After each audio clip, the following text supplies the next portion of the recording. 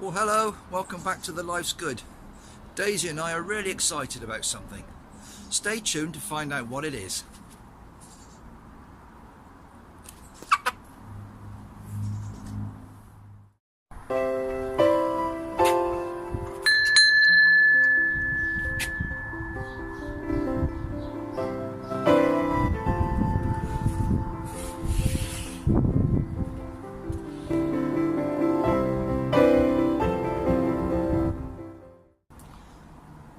Well, hello, welcome back.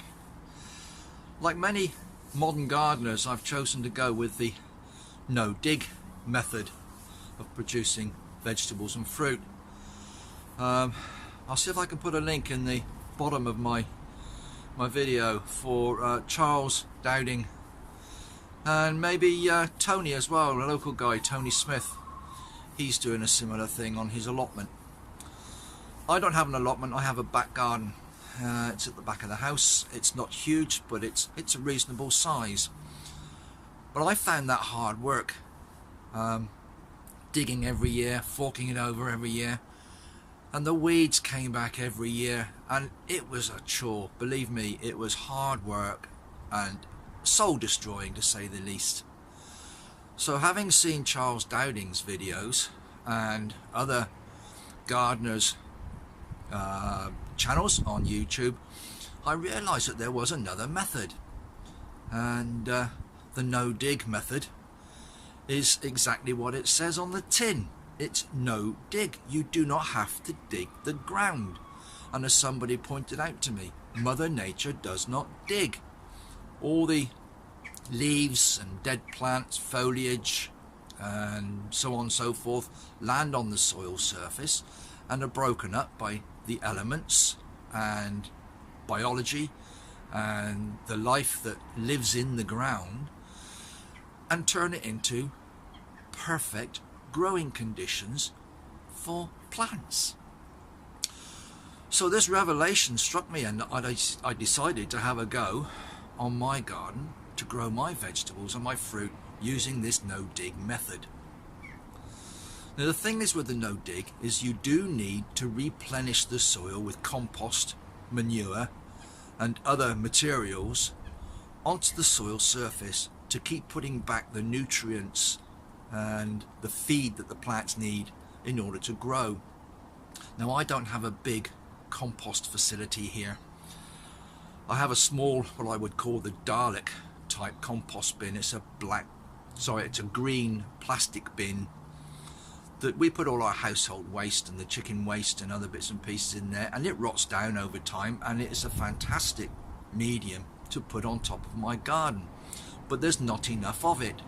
So I've been looking for something to put on top of our vegetable plot to start my no-dig method and start the process off.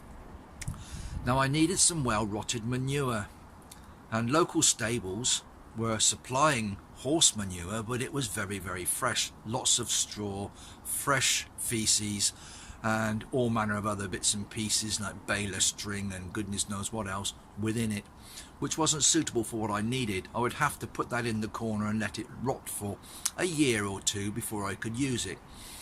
So I started looking on Facebook and Gumtree to see if anybody had any well-rotted manure that I could purchase or acquire to put on my garden.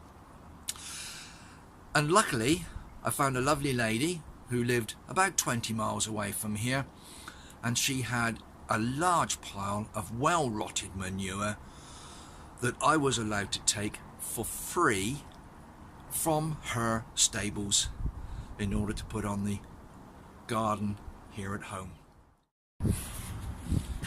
You can see the size of my plot. It's not huge, but it's bigger than a lot of people have. I do agree, but it's not a full-size allotment. You can see the ground here. This is where I'm going to be growing vegetables. In the far corner behind that tub are currant bushes. I've got black currants and red currants in there, and all down the side I've got raspberries. It's like a full hedge of raspberry against the fence. But this is the area that I need to replenish with some compost or well-rotted manure in order to replenish the ground ready for growing this spring.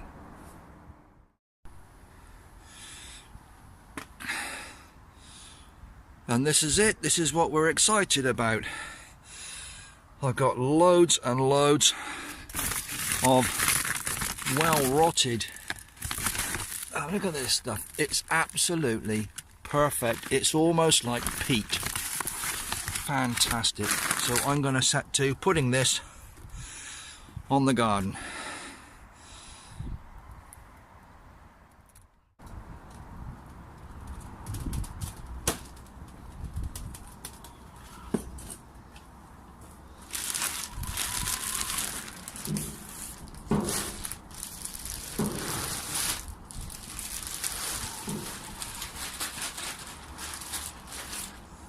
Fantastic.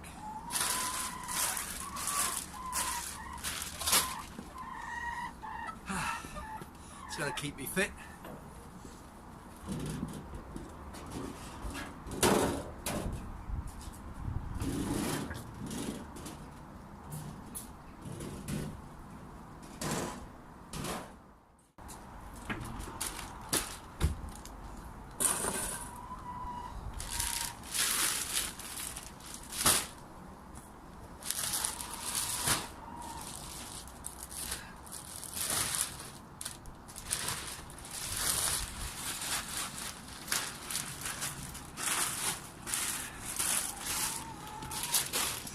This stuff is amazing.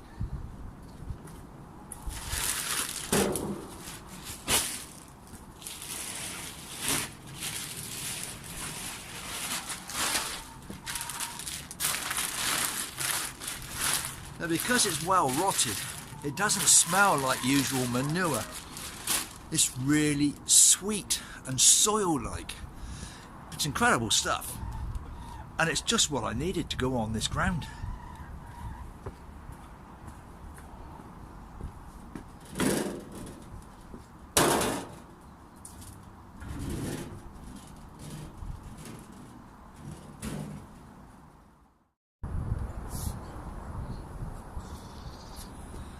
Well, I've got my trusty rake and I'm just going to level this out across the soil.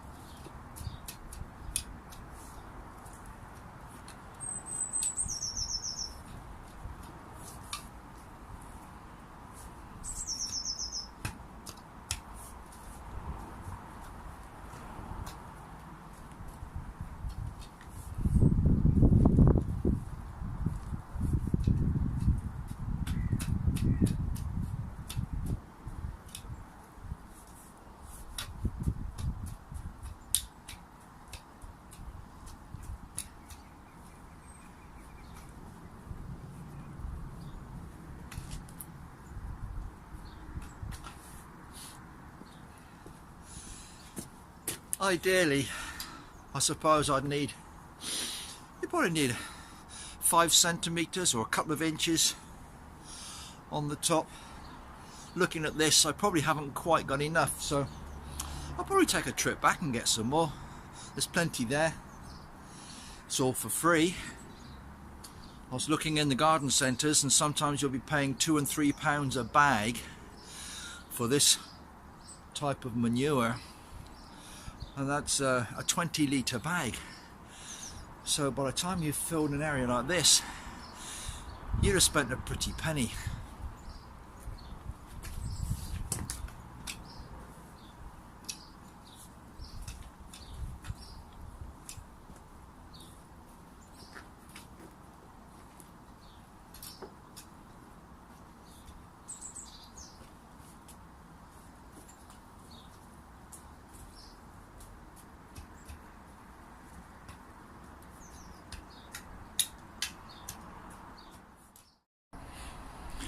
Well, as you can see, I didn't quite have enough to go over the entire plot, but what I've done is it's a good start, and the weather will do the rest, and all the worms and bugs will help. It'll all settle down, so by the time I come to plant out, bit later in the spring, this would be fantastic. Be perfect growing conditions for my vegetables. I think I'll be going back to the stables and fetch a few more bags to put alongside the raspberries, up into the corner around the currants, and maybe even elsewhere in the garden. I've got a few flower beds which would benefit from a dressing as well. So thanks for popping in, and I'll see you next time on The Life's Good. Bye bye for now.